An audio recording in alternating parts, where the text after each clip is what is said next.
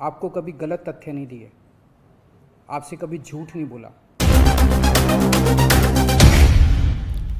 देश की सच्चाई सच छुपने नहीं देंगे। ये महाशय हैं दिल्ली के लोकप्रिय मुख्यमंत्री अरविंद केजरीवाल। इनकी बातों पर याद आ गया, डेविड धवन की एक फिल्म थी क्योंकि मैं झूठ नहीं बोलता, जिसमें हीरो के रोल में गोविंदा थे।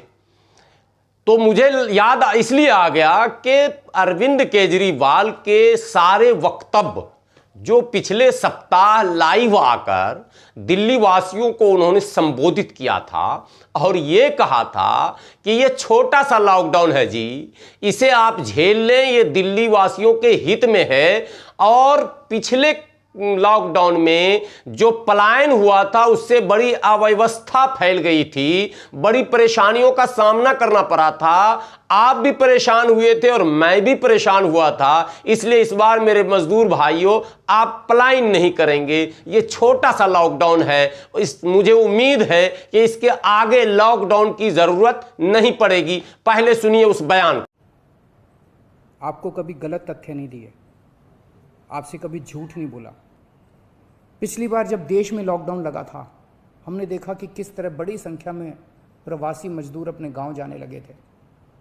उनसे मैं ख़ास तौर से हाथ जोड़ के अपील करना चाहता हूं, ये छोटा सा लॉकडाउन है, 6 दिन का, दिल्ली छोड़ के मत जाइएगा। आपके आने जाने में इतना समय खराब हो जाएगा, इतना पैसा खराब हो जाएगा, इतनी ऊर्जा खराब होती है। दिल्ली में रहिए। मुझे उम्मीद है कि ये छोटा लॉकडाउन है और छोटा ही रहेगा। मुझे पूरी उम्मीद है कि शायद बढ़ाने की ज़रूरत ना पड़े। आप दिल्ली में रहिए, यकीन मानिए हम पूरी ईमानदारी के साथ सब मिल के लड़ेंगे तो जल्दी इस मुसीबत से छुटकारा पाएंगे। आप कहेंगे कि आपने शुरुआत ऐसी क्यों की? ये ज़रूरत इसलिए पड़ी कि पिछले लॉकडाउन में लॉकडाउन का ऐलान देश के मालिक कहे जाने वाले आदरणीय प्रधानमंत्री नरेंद्र मोदी जी ने किया था। इस बार कोरोना में सारी स्थितियां बदली हुई हैं। ये कौन सा गेम है भारत की जनता के साथ कि इस बार प्रधानमंत्री जी ने अपने आप को इन तमाम चीज़ों से अलग कर लिया है और सारा भार राज्य सरकारों पर दे दिया। और राज्य सरकार के मुखिया हर जगह अपने स्तर से अलग अलग बयान दे रहे हैं। बयान तो मध्य प्रदेश के मुखिया ने भी दिया था कि लॉकडाउन समस्या का समाधान नहीं है, लेकिन अभी मैं केजरीवाल जी के ऊपर इसलिए बात कर रहा हूं कि ये अपनी ईमानदारी का बहुत जबरदस्त ढिंढोरा पीटते हैं और इन्होंने पिछले 5-6 सालों में करोड़ों रुपए के होर्डिंग्स स्कूल में सुधार कर दिया, अस्पतालों में सुधार कर दिया और विश्व स्तरीय अस्पताल बना दिया, इत्यादि इत्यादि के विज्ञापन पर, जी हां, जो होर्डिंग्स लगाकर बस स्टैंडों में, मेट्रो में और टीवी चैनलों पर विज्ञापन दिया करते थे, अब आए ऊंट पहाड़ के नीचे कि साहब पहला झूठ ये कि आपको जब पता था मुख्यमंत्री जी कि लॉकडाउन आगे भी बढ़ने वाला है तो आपने मजदूरों से इस तरह का धोखा क्यों किया? मजदूरों को आपने गलत आश्वासन क्यों दिया?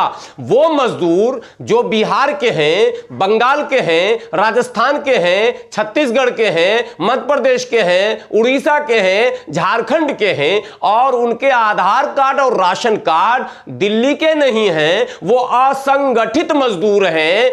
आप जब कोई लाभ देते हैं तो वैसे असंगठित मजदूर पहले भी आपके लाभ से वंचित रहे हैं, तो अब जबकि इस कोरोना काल में आपने लॉकडाउन 2 कर दिया तो आपने ना तो पहले कोई ऐलान किया इन मजदूरों के लिए और ना अब आपने ऐलान किया।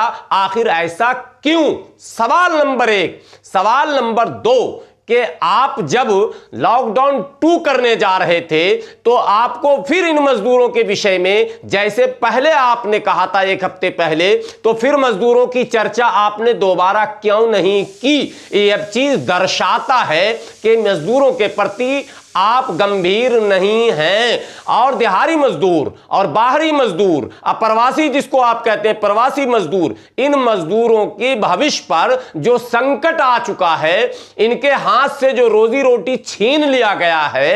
एक तो देश में पहले ही बेरोजगारी का दर, कंपनियों में कटौती और छटाई और सरकारी क्या कहते हैं विभागों में छटाई का दौर चल रहा था। देश पहले ही इसका बोझ झेल रहा था, उसके ऊपर से गैर जरूरी लॉकडाउन जिसका कोई असर दिल्ली में दिख भी नहीं रहा है और सिर्फ रोजगार खत्म हुआ है, सिर्फ कुछ दुकानें बंद हुई हैं, जबकि लॉकडाउन का जो वास्तविक अर्थ है वो तो कहीं धरातल पर दिख नहीं रहा है। आखिर क्या कारण है कि ये सब कुछ करने के बाद भी अस्पतालों की भयावह स्थिति सामने आ रही है, ऑक्सीजन की किल्लत सामने आ रही है, रेमडेसिविर की ब्लैक मार्केटिंग दिल्ली में आपके नाक के नीचे हो रही है, तमाम खाद्य सामग्रियों, तमाम क्या कहते हैं सब्जियों और तमाम तरह के खाने पीने की दूसरी चीजों के रेट लगातार बढ़ रहे हैं। यहां तक कि जो अमल का मामला है, आपने इस बार जो है कुछ दुकानों पर आपने प्रतिबंध रखा, लेकिन जो लोग बीड़ी सिगरेट तंबाकू का इस्तेमाल कर रहे हैं जीवन में, वो कहीं ना कहीं ढूंढने निकलते हैं। 10 रुपए में बीड़ी बिकने वाला 20 रुपए में बिक रहा है, क्यों? 10 रुपए का सिगरेट 20 रुपए में बिक रहा है, क्यों? ये अनेकों हजारों सवाल हैं, लेकिन उससे महत्वपूर्ण सवाल कि मजदूर जो आपकी बातों पर भरोसा करके रुका था, उसका क्या होगा केजरीवाल जी? वो मजदूर अब कहां जाएंगे केजरीवाल जी? आपने दूसरे संबोधन में क्यों नहीं उसकी विषय पर कुछ कहा? और क्या ये लॉकडाउन और आगे बढ़ेगा, इस पर भी आपने चुप्पी साधी? मैं कह रहा हूं, आदरणीय प्रधानमंत्री जी ने अभी एक बयान दिया था कि 2 महीने का राशन मुफ्त लोगों को दिया जाएगा। एक मजदूर का कल हमारे पास फोन आया और उसने कहा कि मुझे लगता है कि लॉकडाउन 2 महीने का होगा और मैं गांव जाना चाहता हूं। मैंने कहा कैसे? उसने कहा कि प्रधानमंत्री ने 2 महीने के राशन को फ्री देने की बात की है, इसका मतलब है कि 2 महीने का ही लॉकडाउन होगा। तो एक मजदूर भी केजरीवाल जी बहुत दूर तक सोचने लगा है और आप बेवकूफ बनाने की कोशिश में लगे हैं। ये नहीं चलेगा, ये दो मुंही बात आपकी नहीं चलेगी। आपने कहा मैं झूठ नहीं बोलता, सच बोलता हूं, तो बोलिए ना केजरीवाल जी, क्या करेंगे इन मजदूरों का? इनके खाने रहने का इंतजाम कौन करेगा? ये बीमार पड़ेंगे तो कहां जाएंगे? इनके ऊपर जो आश्रित परिवार है वो क्या करेगा? इसके विषय में भी कुछ बोलिए। सरकार चलानी है तो जनता का भी तो सोचना है। या फिर ये कह दीजिए जिस राज्य के जो है वो अपने अपने राज्यों में चले जाएं, तो उसकी व्यवस्था उन संबंधित राज्य के सरकारों से बात करके रास्ता तो निकालिए केजरीवाल जी। क्या हो गया आपको? सारे मुख्यमंत्रियों में सामंजस्य क्यों नहीं स्थापित हो रहा है? केंद्र और राज्य के बीच सामंजस्य क्यों नहीं स्थापित हो रहा है? जनता का क्या कसूर था? जनता ने आपको वोट देकर मुख्यमंत्री बनाया और नरेंद्र मोदी जी को वोट देकर प्रधानमंत्री बनाया। आप दोनों की लड़ाई में जनता क्यों पीसे? जनता को आप दोनों पीसने में क्यों लगे हैं? ऑक्सीजन का आरोप एक दूसरे पर लगाते हैं, महंगाई का आरोप एक दूसरे पर लगाते हैं, अव्यवस्था का आरोप एक दूसरे पर लगाते हैं। भाजपा प्रवक्ता आपको घेर रहे हैं और आपके प्रवक्ता भाजपा को घेर रहे हैं। जनता का क्या कसूर है? जनता आपसे पूछ रही है और जनता केंद्र से भी पूछ रही है कि कौन सा खेल होने वाला है। क्या इस खेल में जनता पिसने वाली है या फिर जनता को कुछ फैसले करने पड़ेंगे? क्या आप चाहते हैं कि जो दृश्य पिछली बार बना था फिर वो दृश्य बने? नहीं। और अगर ऐसा दृश्य बना तो इसके जिम्मेदार राज्य सरकार और केंद्र सरकार दोनों बराबर के होंगे। आरोप प्रत्यारोप से काम नहीं चलने वाला है। और सबसे बड़ी बात कि कालाबाजारी और सब कुछ होने के बाद भी आपने अब तक पिछले लॉकडाउन में आपने प्रवासी मजदूरों के पेट को भरने का इंतजाम किया था, लंगर लगाया था, तमाम स्कूलों में खाने का इंतजाम किया था। इस बार क्या हो रहा है केजरीवाल जी?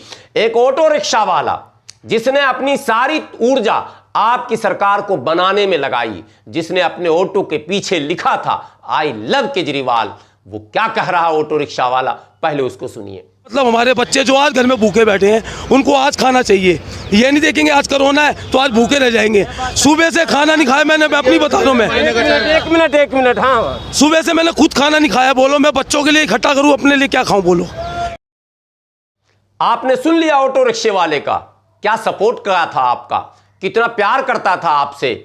आपको पता है आपके स्कूल की व्यवस्था से लोग कितने प्रसन्न थे, लेकिन पिछले 1 सालों से किसी भी बच्चे के खाते में आपने 1 रुपया नहीं डाला। बच्चे न तो न स्कूल जा सके, पढ़ने से भी वंचित किया, यानी शिक्षा से भी वंचित किया, और उनके स्वास्थ्य को भी छीनने का काम किया। कहां गए वो पैसे जो उनको मिड डे मील में मिला करता था? क्या मिड डे मील का अधिकार भी आपने छीन लिया? उन बच्चों के मिड डे मील का पैसा कम से कम उनके अकाउंट में अगर जाता तो बच्चे कम से कम जो पोषण जिसकी जरूरत है, वो स्वास्थ्य भोजन की जो आवश्यकता है, उसका तो इंतजाम कर लेते। बच्चे कुछ कम से कम अपने स्वास्थ्य को बनाने में उस पैसे को लगा लेते। आपने मिड डे मील का घोटाला कर दिया। मिड डे मील के नाम पर पिछले 8-9 महीनों से कुछ भी इन बच्चों को नहीं मिला है, और साथ में वो तमाम चीजें जो मिला करती थी वो भी नहीं मिला है, और शिक्षा का तो अधिकार ही छीन लिया गया। सारे ड्रामे इस दिल्ली में हुए, लेकिन स्कूल नहीं बच्चों को जाने दिया गया, और प्राइवेट स्कूल को लूटने की दोनों हाथ से खुली आजादी आपने दी। आपने क्यों नहीं बयान दिया कि जब स्कूल बंद है तो फिर फीस कैसा? हजारों लाखों परिवार जिनके बच्चे प्राइवेट स्कूल में शिक्षा प्राप्त करते थे, और ऑनलाइन के नाम पर उनसे ऑफलाइन की कीमत वसूली गई, और पैसा न देने वाले छात्रों पर कार्रवाई की गई, उनके नाम काटे गए, उनके दाखिले रोके गए, उनकी डिग्रियां रोकी गई। जिम्मेदार कौन होगा? आप और सिर्फ आप होंगे। यह सवाल आपसे पूछने का अधिकार जनता का है कि आप लोग की रणनीति जब बनती है तो वो कौन व्यक्ति बैठता है रणनीति बनाने में, जो जन भावनाओं को की तिलांजलि दे देता है और जनता की आवाज को दबाकर और क्या कहते हैं नियम बनाता है?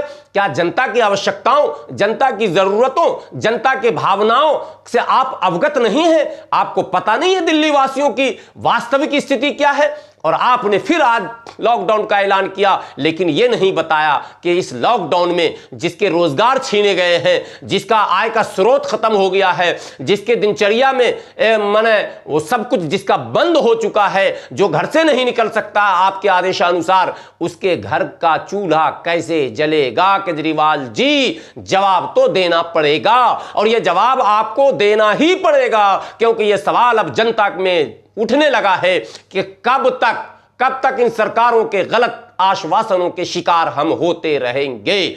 आप अगर ईमानदार हैं तो आपको टीवी पर आकर फौरन यह बयान देना चाहिए कि इन मजदूरों का, इन बेरोजगारों का, इन बेसहारों का, जिनके हाथों से रोजगार छीन लिया इस लॉकडाउन ने, उनका क्या होगा? उनके जीवन यापन का साधन क्या होगा? उनकी व्यवस्था कैसे होगी? और अब पैसे का रोना आप रोते हैं तो रोइए, लेकिन याद रखिए कि जनता आपके एक एक कारनामे को देख रही है, और जनता समय आने पर आपके एक एक कारनामे का हिसाब आपसे लेगी।